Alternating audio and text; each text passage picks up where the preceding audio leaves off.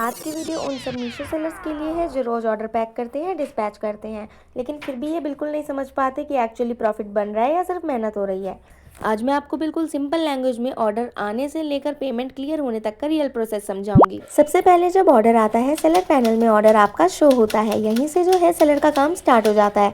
बहुत लोग सिर्फ ऑर्डर आ गया ये देखकर खुश हो जाते हैं, लेकिन यहीं से आपकी रियल रिस्पॉन्सिबिलिटी स्टार्ट हो जाती है। कि मोबाइल में जो नोटिफिकेशन आती है ये सिर्फ इतना बताती है कि आपको एक नया ऑर्डर रिसीव्ड हुआ है। ऑर्डर रिसीव्ड होते ही सबसे पहला काम सेलर का होता है स्टॉक को वेरीफाई करना।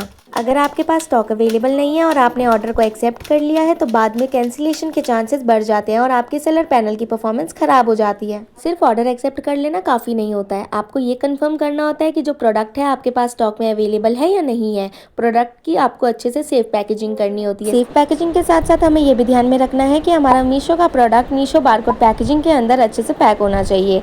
अगर आप न्यू सेलर हो, आपको नहीं पता मीशो बारकोड पैकेजिंग क्या होती है, तो उसकी बात हम अगली वीडियो में करने वाले हैं। मीशो बारकोड पैकेजिंग आप कहां से बाय कर सकते हो, आपको उसके क्या एडवांटेजेस होंगे, इन सभी चीज़ों के बारे में हम कल बात करेंगे। अब हम बात करते हैं पैकेजिंग की। पैकेजिंग सिर्फ बॉक्स को बंद करना नहीं होता है। अगर आप पैकेजिंग वीक होगी ना आपकी, तो प्रोडक्ट डैमेज भी हो सकता है और कस्टमर सीधा उस प्रोडक्ट को रिटर्न कर देता है बिकॉज ऑफ डैमेज प्रोडक्ट। अगर आपकी पैकेजिंग सही नहीं होगी ना, सेफ पैकेजिंग नहीं करी होगी आपने, तो आपका प्रोडक्ट ना टूट भी सकता है, डैमेज हो सकता है, जिसकी वजह से अगर वो कस्टमर के पास डिलीवर होगा तो वो रिटर्न इनिशिएट कर देंगे उसी टाइम। इसलिए आपको अपने प्रोडक्ट की पैकेजिंग बिल्कुल सेफ तरीके से करनी चाहिए, ताकि जब आपका प्रोडक्ट जो है सेफ तरीके से कस्टमर के पास पहुंचेगा तो कस्टमर को भी डिससेटिस्फेक्शन बिल्कुल नहीं होगी एंड वो उस प्रोडक्ट को देखकर अच्छी रेटिंग भी देंगे। ऑर्डर हैंड ओवर करते टाइम भी ना ये कंफर्म करना बहुत ज़रूरी होता है कि बॉक्स प्रॉपर सील पैक्ड होना चाहिए। मैं अपनी साइट से डेली नोटिस करती हूँ कि कौन से टाइप्स के पार्सल में प्रॉब्लम मेरे पास ज़्यादा आ रही है और ऑर्डर को डिस्पैच करवाने से पहले एक बार फिर से सारी डिटेल्स अच्छे से मैच कर लेती हूँ। प्रोडक्ट को अच्छे से पैक करने से आपका ही फ़ायदा होगा, आपका प्रोडक्ट बिल्कुल भी डैमेज नहीं होगा ट्रांसपोर्टेशन के टाइम। अब मैं आपको कुछ टिप्स बताने वाली हूँ जिस तरीके से आप अपनी पैकेजिंग को सेफ बना सकते हो। सेफ पैकेजिंग करने के लिए आप उसमें बबल पेपर का यूज़ कर सकते हो। बबल पेपर में अगर आपका प्रोडक्ट रैप होगा तो उसके डैमेज होने के चांसेस जो है बहुत ही लो हो जाएंगे। Your primary packaging should be bubble paper. उसके बाद हम सेकेंडरी पैकेजिंग की बात करें तो आप बॉक्स के अंदर अपने प्रोडक्ट को सेंड कर सकते हो। Now we will talk about return and RTOs. Return and RTOs को डिटेक्ट करने के लिए मैं जो है रिपोर्ट्स डाउनलोड करती हूँ। रिपोर्ट्स देखने के बाद मुझे समझ में आ जाता है कि मेरे कौन से ऑर्डर्स जो है ज़्यादा रिटर्न पे आ रहे हैं। रिपोर्ट शीट डाउनलोड करने के बाद आपको अच्छे से पता लग जाएगा आपके रिटर्न का रीज़न क्या आ रहा है। So guys listen to me, अगर आप ऑनलाइन सेलिंग या मीशो जैसा बिजनेस कर रहे हो तो सबसे पहला रूल ये होना चाहिए कि आप अपनी हर सेल का प्रॉफिट कैलकुलेशन रखो। सिर्फ ऑर्डर आ गए इतना काफ़ी नहीं होता है, आपको ये समझना ज़रूरी है कि हर ऑर्डर में आपका एक्चुअल प्रॉफिट आपका कितना बन पा रहा है, आपको मार्जिन बच भी रहा है या नहीं। आपको अपने बैंक ट्रांजेक्शन्स भी रेगुलरली चेक करते रहना चाहिए। सिर्फ ऐप में अमाउंट दिख जाने का मतलब ये नहीं होता कि आपको पैसा मिल चुका है।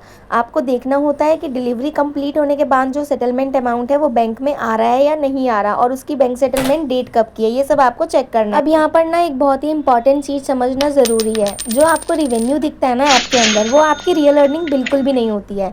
बहुत लोग यहीं पर ना गलती कर देते हैं और सोच लेते हैं कि ये तो उनका प्रॉफिट बन चुका है, लेकिन ऐसा बिल्कुल भी नहीं होता है। इसलिए आपको अपनी जो नेट अर्निंग्स है ना कैलकुलेट करते रहने चाहिए। मतलब टोटल सेल में से आप product cost, delivery charges, return related charges सब माइनस करके जो आपके पास बचता है ना, वो आपकी रियल अर्निंग्स होती हैं, वो आपको देखना है। अब मैं यहाँ पर आपको एक और चीज़ बताऊँ जो बिल्कुल भी सेलर्स जो है नोटिस करते नहीं है, वो होते हैं हिडन चार्जेस। हिडन चार्जेस से मेरा मतलब है कहने का कुरियर, हैंडलिंग और रिटर्न चार्जेस आपके प्रॉफिट को ना धीरे धीरे कम कर देते हैं। इसलिए आपको हर ऑर्डर का अलग अलग प्रॉफिट देखना चाहिए। सब ऑर्डर सेम प्रॉफिट बिल्कुल भी नहीं देते हैं। कुछ ऑर्डर सिर्फ क्वांटिटी बढ़ाते हैं लेकिन मार्जिन उनका बहुत कम होता है।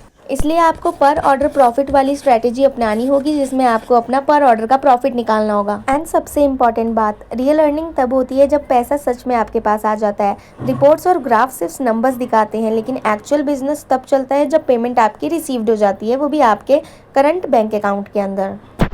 अब यहीं से जो है एक रियल प्रॉब्लम स्टार्ट हो जाती है, सेलर का प्रेशर और टेंशन। जब रिटर्न्स और आरटीओ बढ़ने लगते हैं तो नेचुरली स्ट्रेस भी बढ़ जाता है। इसलिए आपको अपने रिटर्न्स और आरटीओ रेशियो पर नज़र रखनी चाहिए। अगर मैं और थोड़ा क्लियरली समझाऊं तो आरटीओ और रिटर्न का डायरेक्ट इम्पैक्ट ना आपके प्रॉफिट पर पड़ता है। कस्टमर प्रोडक्ट एक्सेप्ट ही नहीं करता तो आपका कुरियर टाइम, पैकेजिंग कॉस्ट सब वेस्ट हो जाती है। तो आपको अपने आरटीओ और रिटर्न का ट्रैक रखना चाहिए। इसीलिए यहीं से जो है ना आपका लॉस का इम्पैक्ट आपके पैनल के ऊपर दिखना शुरू हो जाता है।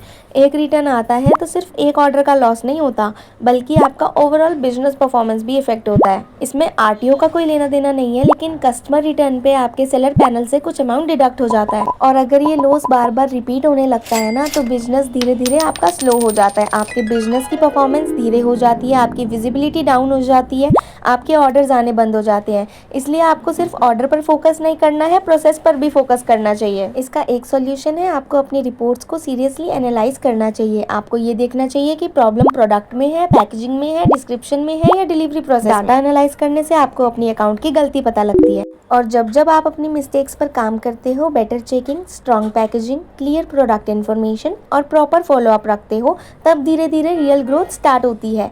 यही तरीका होता है स्टेबल रेवेन्यू जनरेट करने का। इन्हीं सब चीज़ों को फॉलो करके आप अपने बिजनेस को आगे बढ़ा सकते हो, अपने बिजनेस की विजिबिलिटी को ग्रो कर सकते हो, अपनी बिजनेस परफॉर्मेंस अच्छी कर सकते हो। और काम करने के बाद जब ऑर्डर्स आपके सेफली डिलीवर होने लगते हैं, रिटर्न्स कंट्रोल में आ जाते हैं और पेमेंट भी टाइम पर मिलने लगती है, तब एक सेलर का बिजनेस स्टेबल बनने लगता है। यही गोल होना चाहिए हर एक न्यू सेलर का अपने बिजनेस को ग्रो करने के लिए। सो गाइज, अगर आप भी सीरियसली ऑनलाइन बिजनेस सीखना चाहते हो प्रॉपर प्रोसेस, कैलकुलेशन और ग्रोथ स्ट्रेटेजी के साथ, तो मैंने अपना complete beginner friendly course launch कर दिया है। कोर्स की इन्फॉर्मेशन सारी मैं डिस्क्रिप्शन में दे दूंगी। अगर आपको आज की मेरी ये वीडियो हेल्पफुल लगी हो तो मेरे चैनल को सब्सक्राइब कर लेना, मेरी इस वीडियो को लाइक ज़रूर कर देना एंड बेल नोटिफिकेशन ऑन करना मत भूलना। मिलते हैं अगली वीडियो में। Thank you for watching.